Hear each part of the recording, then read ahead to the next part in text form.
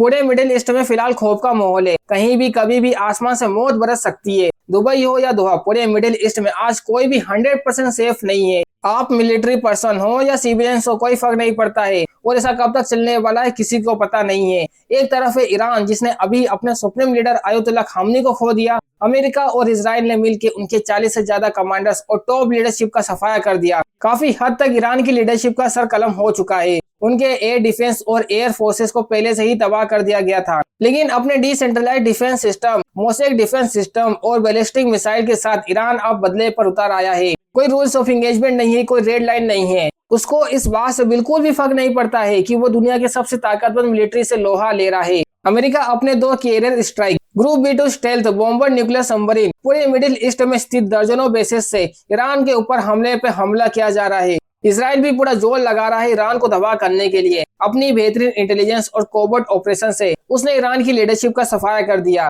लेकिन फिर भी ईरान सरेंडर करने का नाम नहीं ले रहा है और ये अमेरिका और इजराइल दोनों की कैलकुलेशन से विपरीत जा रहा है। देखा जाए तो ये सिचुएशन काफी ब्लैक एंड व्हाइट था। कम से कम कागज पर ईरान के पास जंग जीतने के लिए कोई चांस नहीं था, ना अब है।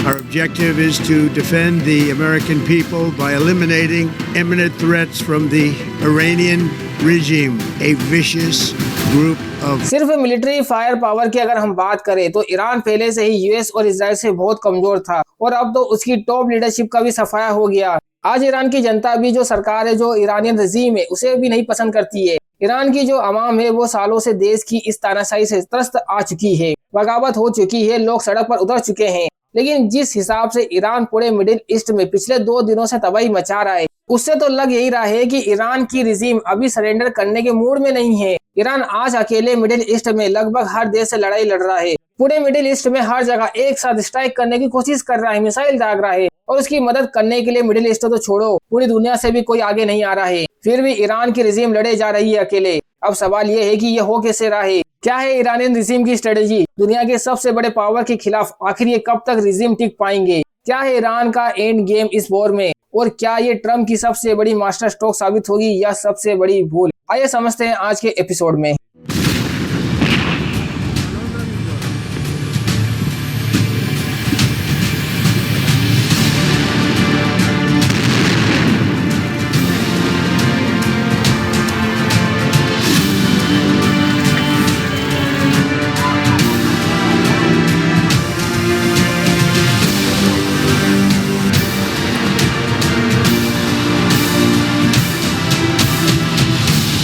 ऑपरेशन एपिक फ्यूरी शुरू होने के कुछ ही घंटों के अंदर अंदर ईरान ने इजराइल और पूरे मिडिल ईस्ट में अमेरिकन टारगेट्स पर अपना बम बरसाना शुरू कर दिया। इस एपिसोड को रिपोर्ट करते वक्त भी इजराइल पर लगातार मिसाइल अटैक हो रहे हैं। जेरूसलम में विस्फोट रिपोर्ट किया जा रहा है, तल अवीव में सायरन बज रहे हैं। पूरे इजराइल में अफरा तफरी फैल कर रखी हुई है। गल्फ स्टेट्स की बात करें तो बहरीन के यूएस नेवल बेस को बार बार हिट किया गया। दुबई में होटल्स और एयरपोर्ट्स को हिट किया गया है। कुवैत में लगातार सायरन्स बज रहे हैं। उधर एक अमेरिकन F-50 फाइटर जेट्स भी मार गिराया गया। इराक में अरबिल में एक यूएस एम्बिशन डिपो को ईरान ने खत्म कर दिया, आग के हवाले कर दिया। ओमान का 2 कमर्शियल पोर्ट को भी टारगेट का निशाना बनाया गया। और अब तो खबर ये भी आ रही है कि कुवैत में यूएस एम्बेसी तक भी, उस पर भी हमला हो चुका है। यूके के साइप्रस बेस पर भी ड्रोन अटैक की खबर आ रही है। अब डैमेज हालांकि ये लिमिटेड है। अब ईरान का ये भी कहना है कि USS Ibrahim Lincoln aircraft carrier पर भी 4 क्रूज मिसाइल से अटैक किया है उन्होंने। यूएस ने अभी तक इस बात को ऑफिशियली कंफर्म नहीं किया है, लेकिन ईरान की माने तो कैरियर को फिर इन अटैक के बाद उस एरिया से हटा दिया गया। और अमेरिकी एयरक्राफ्ट कैरियर पर एक बैलिस्टिक मिसाइल से हमला करना अपने आप में युद्ध में अमेरिकन हिस्ट्री में तो अनप्रेसिडेंटेड है इन प्रेजेंट हिस्ट्री। इन सब हमलों में अभी तक 3 यूएस ट्रूप्स की मारे जाने की खबरें आ चुकी है। हालांकि डोनाल्ड ट्रंप का कहना है कि युद्ध में ऐसा होता है और भी सैनिक मारे जा सकते हैं। 3 U.S. military service members have been killed in action, and sadly, there will likely be more before it ends. That's the way it is. यही तो यूएस का सबसे बड़ा डर था, लॉस ऑफ अमेरिकन लाइव्स। आप चाहे जितने भी कैरियर स्ट्राइक ग्रुप डिप्लॉय कर दे, कितने भी आप ड्रोन्स उड़ा लो, कितने भी प्रीसियस मिसाइल दाग दो, उसे आपकी ताकत बढ़ती दिखती है, लेकिन आपके टारगेट्स भी बढ़ जाते हैं। जितने ज्यादा एसेट्स एक रीजन में लगाओगे, जितने लोगों को डिप्लॉय करोगे, उतने ही आपके टारगेट्स बढ़ जाएंगे। उधर स्टेट्स ऑफ हार्मोन्स में ईरान के रेवोल्यूशनरी गार्ड्स कोर ने 3 US UK link oil tankers पर भी हमला करके तेल के बहाव पर जबरदस्त रोक लगा दी है। तो इसीलिए आप देखेंगे इंटरनेशनल मार्केट में तेल के दामों पर जबरदस्त उछाल दिखेंगी, स्टॉक मार्केट में ताबड़तोड़ गिरावट दिखेगी। इसराइल में भी 10 लोगों के मारे जाने की खबरें हैं, 100 से ज्यादा लोग घायल होने की खबरें हैं। मिडिल ईस्ट के बाकी देशों की बात करें तो इराक में 2 और यूएई में 3 जानें अभी तक जा चुकी हैं, लेकिन अभी तक सबसे ज्यादा जानें तो ईरान में ही गई है, जहां 200 से ज्यादा लोग मारे जा चुके हैं। ईरान में 150 से ज्यादा जानें एक लड़कियों के स्कूल में गिराए गए बम से हुई है, जिसे इसराइल ने वहां बॉम्ब किया था।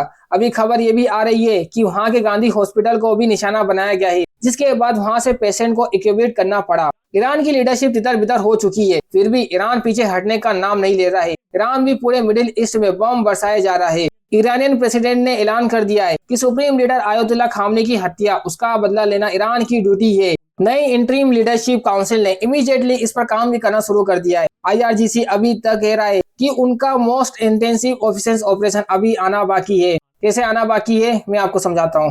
ईरान के फॉरेन मिनिस्टर ने एक स्टेटमेंट इशू किया है और उनका ये कहना है कि ईरान ने पिछले 2 दशकों से अपने अगल बगल में यूएस मिलिट्रीज को हारते हुए देखा है उन्होंने, जिससे उन्होंने बहुत कुछ सीखा है, इम्प्लीमेंट किया है। इसीलिए उनका चैलेंज है कि जितना बम गिराना है तेहरान पर गिरा दो। हमारी लड़ने की काबिलियत या हमारी क्षमता पर कोई असर नहीं पड़ने वाला है। ये हवाबाजी नहीं है, ये एक मिलिट्री डॉक्ट्रिन है जिसे हम डिटेल में आज समझेंगे।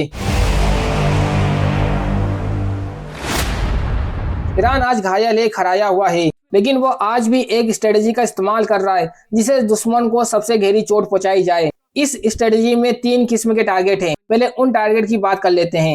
पहला निशाना है यूएस मिलिट्री एसेट्स। ईरान ने क्लियरली डिसाइड कर लिया है कि वो अमेरिकन बेसिस पर सीधा सीधा हमला करने वाले हैं। जहां तक उनके मिसाइल्स पहुंच सकते हैं वहां अटैक किया जाएगा। इसीलिए बहरीन, कुवैत, यूएई, इराक। इसके अलावा ईरान ने दूसरे दिन एक मैसेज भी दिया है कि अगर कोई भी देश, आई रिपीट, कोई भी देश बीच में आता है, अमेरिका को सपोर्ट करता है, ईरान उसे भी जवाब देने से हिचकिचाएगा नहीं। अभी साइप्रस के यूके बेस पर भी अटैक का इसी पॉलिसी का नतीजा है, क्योंकि यूके ने कह दिया कि हम अमेरिका का साथ दे रहे हैं ईरान के खिलाफ। तो अब यूके भी निशाने पर आ चुका है। ईरान की स्ट्रेटेजी का दूसरा निशाना है तेल। स्टेट ऑफ हार्मोन्स की बात पहले भी हम कर चुके हैं कि दुनिया का 20% वाटर बॉर्न ऑयल यहीं से गुजरता है, यहीं से बाहर निकलता है। ईरान ने पहले दिन से ही इस ट्रेड को डिस्ट्रॉय करना शुरू कर दिया, टैंकर्स हिट करके। पहले रेडियो वार्निंग इशू किए गए। IRGC ने मर्चेंट शिपर्स को बोल दिया कि यहाँ से हट जाओ। मार्क जैसी बड़ी बड़ी जो शिपिंग कंपनी है, तो उन्होंने इमीडिएटली क्रॉसिंग यहाँ से सस्पेंड कर दी, क्योंकि अगर यहाँ कोई शिप डूब भी जाएगा तो उसे शायद इंश्योरेंस तक नहीं मिलेगा। स्टेट ऑफ हार्मोन्स के पास शिपिंग की अभी लाइन लगी हुई है क्रॉस करने के लिए। मूवमेंट ऑलमोस्ट 0 हो चुका है। अब इसका नतीजा क्या होगा? जब यहाँ से तेल नहीं निकलेगा तो ब्रेंट क्रूड 30% एक दिन में जंप कर गया। और एशियन मार्केट में अगर आप देखें तो यूएस क्रूड $75 तक चला गया है और इसका एक इकोनॉमिक और स्टॉक मार्केट पर बहुत बुरा असर पड़ रहा है। खबर ये भी आ रही है कि हुतीज ने सऊदी अरेबिया स्थित एमरको प्लांट को भी निशाना बनाया है। दुनिया का सबसे बड़ा पेट्रोलियम प्रोसेसिंग प्लांट है ये। तो क्लियरली एक एजेंडा है कि तुम्हारे पास मिलिट्री पावर है तो हमारे पास तेल का बहाव रोकने की शक्ति है।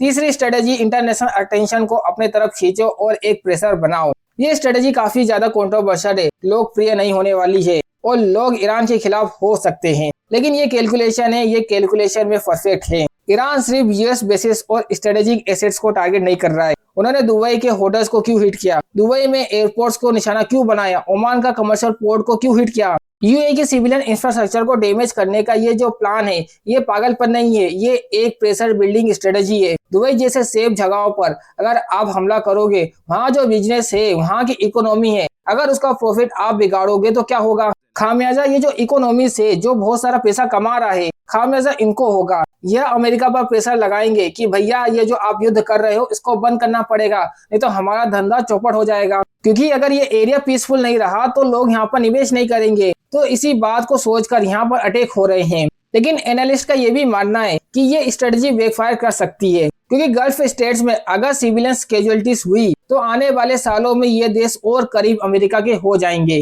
ईरान के खिलाफ हो जाएंगे। लेकिन याद रखिए, ईरान में जो अभी रिजीम है वो कल की नहीं देख रहा है, वो तो बदले की भावना में अभी अंधा हो चुका है, वो आज की देख रहा है। और उसे कल क्या होने वाला है, 1 साल बाद क्या होने वाला है, उससे कोई फर्क नहीं पड़ता है।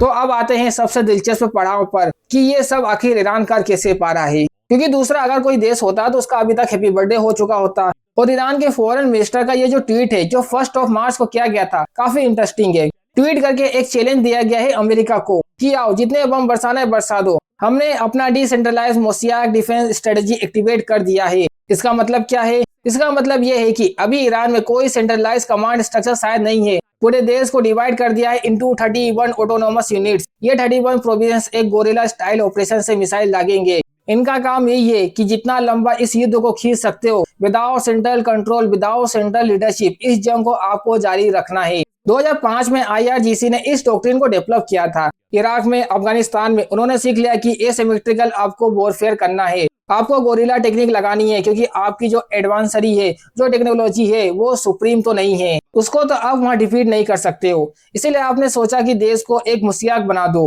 माने छोटे छोटे जो टाइप्स है उसको समझ लो, और एक तेहरान और बाकी 30 और जो प्रोविजंस है जो इंडिपेंडेंटली फंक्शन करेंगे। तो अगर आप बीच का सर धड़ से हटा भी दिया जाए ना, तब ये देश सरेंडर नहीं करेगा, क्योंकि यहाँ जो लोअर लेवल कमांडर है उनको इंडिपेंडेंटली एक्ट करने की अनुमति दी गई है। तो ये एक लेयर्ड सिस्टम है और ये मैक्सिमम दिनों तक चलाने के लिए डिजाइन किया गया है। और ये सबसे बड़ी सिरदर्दी अब बन गई है अमेरिका और इजराइल के लिए।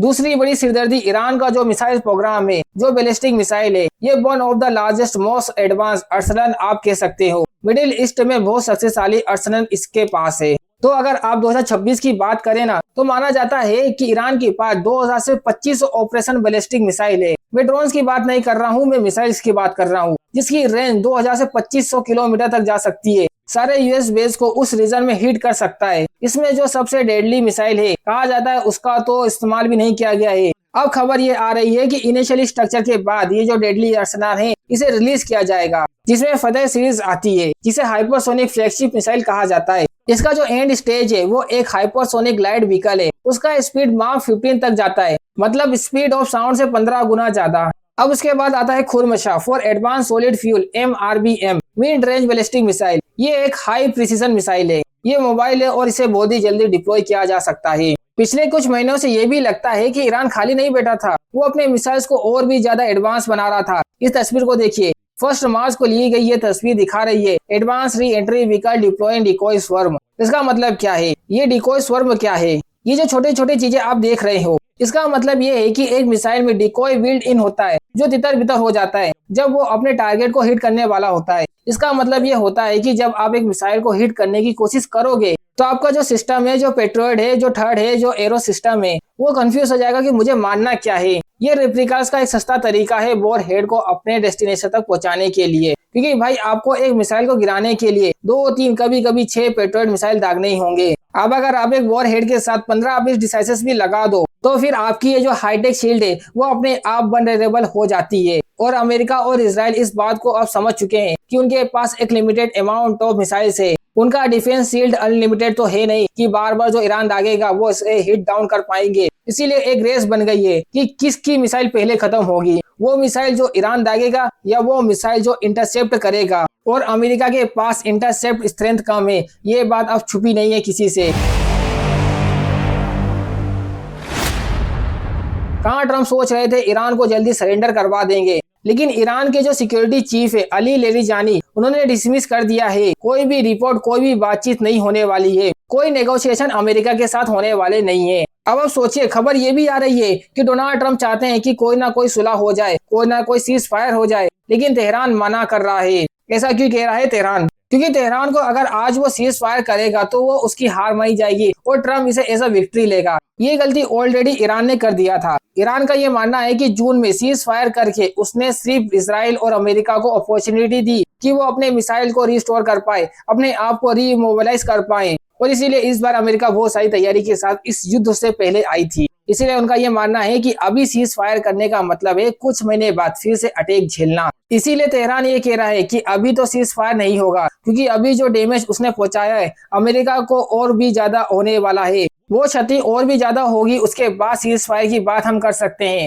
अदरवाइज कल क्या होगा, यूएस फिर से वॉर शुरू कर देगा और फिर से तेहरान पर अटैक करेगा। तेहरान के लिए सीज फायर तभी सेंस ला पाएगा जब कहीं ना कहीं एक कॉस्ट ऑफ वॉर यूएस पर इम्पोज होगा, और अभी तक कोई कॉस्ट इम्पोज नहीं हुआ है, और जब तक ना वो क्षति ना पहुंचाए। तेहरान का ये मानना है 2 दिन बाद युद्ध फिर से इससे शुरू हो जाएगा, तो पहले क्षति पहुंचाएंगे फिर बात करेंगे। अभी कैलकुलेशन ये है। अब अयतुल्ला खामनी के बाद, उनके असैसिनेशन के बाद कोई रेड लाइन तो बाकी नहीं रही है। उसे किसी को समझाने की जरूरत तो नहीं है, किसी को जस्टिफाई देने की जरूरत नहीं है कि हम सिविलियंस को क्यों मार रहे हैं और मिलिट्री टारगेट्स को क्यों मार रहे हैं, और इसीलिए ये युद्ध काफी ज्यादा और गंभीर हो गया है। It can spiral out of control. और इसमें ईरान का अब यह मानना है कि उसने इतने बार जो अमेरिका की धमकियां का कोई रिस्पॉन्स नहीं दिया था, उसका ये मतलब बना दिया गया है अमेरिकन सिक्योरिटी स्टेबलाइजमेंट में कि वो वॉर लड़ने लायक नहीं है। इसीलिए तेहरान अब उल्टा दिखाने की कोशिश कर रहा है कि हम अगर युद्ध पर उतर जाए तो सब कुछ तबाह हो जाएगा, चाहे हम खुद तबाह हो जाएं।